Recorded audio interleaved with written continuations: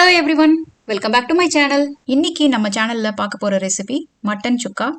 Mutton சுக்காவை டேஸ்டியாக ஈஸியாக எப்படி பண்ணலாம் அப்படிங்கிறத ஸ்டெப் பை ஸ்டெப் ப்ராசஸாக தான் இன்றைக்கி நம்ம பார்க்க போகிறோம். எண்டில் பார்த்தீங்கன்னா மட்டன் சுக்காவை வச்சு கறி தோசை எப்படி பண்ணுறது அப்படிங்கிறதையும் இந்த வீடியோவில் சேர்த்து பார்க்க போகிறோம். வாங்க குயிக்காக பார்த்துடலாம். மட்டன் சுக்கா பண்ணுறதுக்கு தேவையான அளவு கறி எடுத்துக்கோங்க. அதை குக்கரில் வச்சு ஃபஸ்ட்டு வேக வச்சுக்க போகிறோம். ஸோ குக்கரில் மட்டன் மூழ்கிற அளவுக்கு தண்ணி சேர்த்துக்கிட்டு அதில் உப்பு, வரமிளகாய், மஞ்சள் தூள் இது மூணும் போட்டு விசில் விட்டு எடுத்துக்கோங்க. 10லேருந்து 20 விசில் வரைக்கும் கறிக்கு தகுந்தாப்பில் விசில் வச்சு எடுத்துக்கணும். அதுக்கப்புறமா இந்த மட்டனை தனியாக எடுத்து வச்சுக்கணும். தண்ணியை வடித்து தனியாக எடுத்து வச்சுக்கணும். நீங்கள் வடித்து வச்சுருக்க தண்ணியை கொஞ்சமாக இந்த மட்டன் சுக்காவில் நம்ம யூஸ் பண்ண போகிறோம். இல்லை கம்ப்ளீட்டாகவே தண்ணியை நீங்கள் சூப்போ மற்றபடி குழம்போ வேறு ஏதோ பண்ணுறதுக்கு நம்ம யூஸ் பண்ணிக்கலாம். அடுத்தது ஸ்பைசஸ் எல்லாத்தையும் ட்ரை ரோஸ்ட் பண்ணி எடுத்துக்க போகிறோம். ஃபஸ்ட்டு வரமிளகாய், கொஞ்சமாக எண்ணி 4 இருக்கிற மாதிரி வெந்தயம், 1 டீஸ்பூன் அளவுக்கு சோம்பு, 1 டீஸ்பூன் அளவுக்கு சீரகம், அரை டீஸ்பூன் அளவுக்கு மிளகு, அப்புறமா 1 டேபிள் ஸ்பூன் அளவுக்கு மல்லி இதெல்லாம் சேர்த்துக்கலாம்.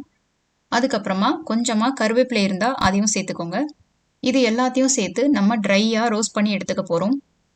இந்த ட்ரை ரோஸ்ட் பண்ண பவுடர் தான் நம்ம மட்டன் சுக்காவுக்கு பண்ண போகிறோம். வேறு எந்த காரமும் நம்ம சேர்க்க போகிறது கிடையாது.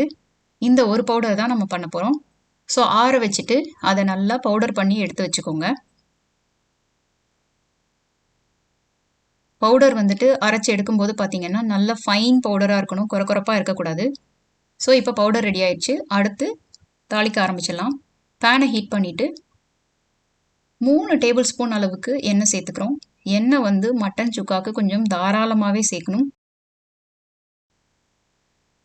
ஸோ இன்றைக்கி 3 டேபிள் ஸ்பூன் அளவுக்கு எண்ணெய் சேர்த்துருக்கோம். அதுக்கப்புறமா ஃபஸ்ட்டு கொஞ்சமாக முந்திரி பருப்பு சேர்த்துக்கிறோம். முந்திரி பருப்பு ஆப்ஷனல் தான், பட் கொஞ்சம் டேஸ்ட்டு என்ஹான்ஸ் பண்ணி கொடுக்கும். அதுக்காக முந்திரி பருப்பு சேர்த்துக்கிறோம். முந்திரி பருப்பு போட்டு லேசாக வறுத்து கொஞ்சம் கோல்டன் ப்ரௌன் ஆனதுக்கப்புறமா கொஞ்சமாக கருவேப்பிலை சேர்த்துக்கோங்க. கருவேப்பிலை சேர்த்துட்டு அதையும் நல்லா வறுத்துட்டு அதுக்கப்புறமா பொடி பொடியாக நறுக்கி வச்சுருக்க வெங்காயத்தை சேர்த்துக்கோங்க. உங்களுக்கு எந்த அளவுக்கு திக்காக சுக்கா வரணும் அப்படின்னு நினைக்கிறீங்களோ அந்த அளவுக்கு வெங்காயம் சேர்த்துக்கோங்க. இவ்வளோதான் அளவு அப்படின்னு கிடையாது, பட்டு மட்டனுக்கு அளவாக சேர்த்துக்கோங்க. ஸோ வெங்காயத்தை நல்லா வதக்கிடணும். வெங்காயம் வதங்கி நல்லா சாஃப்ட் ஆயிடுச்சு. அதுக்கப்புறமா இன்றைக்கி அந்த அரைச்சி வச்சுருக்க மசாலா பொடி இருக்கு இல்லையா, அதை நம்ம சேர்த்துக்க போகிறோம். ஸோ இன்றைக்கி நான் எடுத்திருக்க மட்டன் ஒரு 1/2 கிலோ அப்படின்னா அதுக்கு தகுந்த மாதிரி தான் நான் அளவு சொல்லியிருக்கேன். இந்த பொடி நீங்கள் 1/2 கிலோவுக்கு இந்த அளவு போட்டிங்கன்னா கரெக்டாக இருக்கும். மசாலாவை பச்சை வாசனை போகிற அளவுக்கு நல்லா வதக்கிக்கோங்க. அதுக்கப்புறமா கரம் மசாலா 1 ஸ்பூன் சேர்த்துக்கிறோம். கரம் மசாலா அப்படின்னா பார்த்தீங்கன்னா இது நான் வீட்டில் அரைச்சது. பட்டை, கிராம்பு இது ரெண்டையும் ஈக்குவலாக எடுத்து பொடி பண்ணி வச்சுருக்கேன். அந்த பொடியை தான் நான் இதில் சேர்த்துக்க போகிறேன்.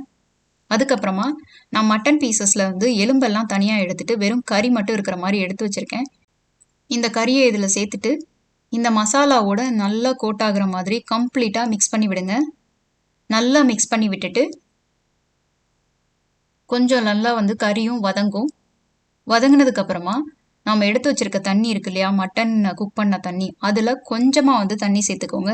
சுக்கா கொஞ்சம் ஜூஸியாக இருக்கும் அப்போ தான். இல்லைன்னா இந்த மட்டன் சுக்கா ரொம்ப ட்ரையாக இருக்கும்.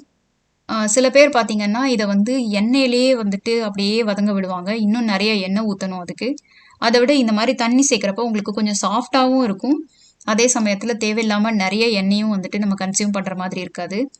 ஸோ இப்போ நம்ம இவ்வளோ தண்ணி சேர்த்துருக்கோம் பாருங்கள். ஆனால் இது அப்படியே சிம்மில் வச்சு வேக விட்டிங்கன்னா அந்த தண்ணியெல்லாம் இஞ்சிரும். ஸோ இப்போ நம்ம உப்பு சேர்த்துக்கலாம். 1 டீஸ்பூன் அளவுக்கு உப்பு சேர்த்துக்கிறேன். இதை அப்படியே ஸ்லோ குக் பண்ணிக்கோங்க மூடி வச்சு. அப்பப்போ லைட்டாக மட்டும் பரட்டி விடுங்க. இப்போ பாருங்கள் கறி நல்லா வதங்கி வந்துடுச்சு. இப்போது மேலே கொஞ்சம் கருவேப்பிலை சேர்த்துக்கலாம். கருவேப்பிலை சேர்த்ததுக்கப்புறமா அதை அப்படியே பரட்டி விடுங்க. ஏற்கனவேவும் தாளிக்கும் போதும் கருவேப்பிலை சேர்த்துருக்கோம். ஆனால் இதில் இந்த கருவேப்பிலை டேஸ்ட்டு ரொம்ப நல்லாயிருக்கும். அதனால திரும்பவும் சேர்த்துருக்கோம். அதுக்கப்புறமா இன்னும் கொஞ்சம் நேரம் அதே மாதிரியே சிம்மில் வச்சு லைட்டாக பரட்டி விட்டுட்டே இருந்தீங்கன்னா மட்டன் சுக்கா ரெடி. அவ்வளோதான். மேலே கொஞ்சம் கொத்தமல்லி இலை தூவி அதை இறக்கி வச்சிடலாம். எண்ணெய் அப்பப்போ கொஞ்சம் வேணும்னா ஆட் பண்ணிக்கலாம் வதக்கும் போதே. அப்போ தான் வந்து மட்டன் சுக்கா வந்து நல்லாயிருக்கும். செம்ம டேஸ்டியாக ஜூஸியாக மட்டன் சுக்கா வறுவல் ரெடி ஆயிடுச்சு. ஸோ இப்போ இந்த சுக்காவை எடுத்து நம்ம வந்து எந்த டிஷ்ஷுக்கும் வந்து சைட் டிஷ்ஷாக யூஸ் பண்ணிக்கலாம்.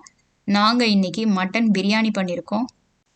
திண்டுக்கல் தலப்பாக்கட்டி மட்டன் பிரியாணி ரெசிபியும் ஏற்கனவே எங்கள் சேனலில் அப்லோட் பண்ணியிருக்கோம். அதோட லிங்கையும் நான் எண்டில் வந்து ஆட் பண்ணுறேன்.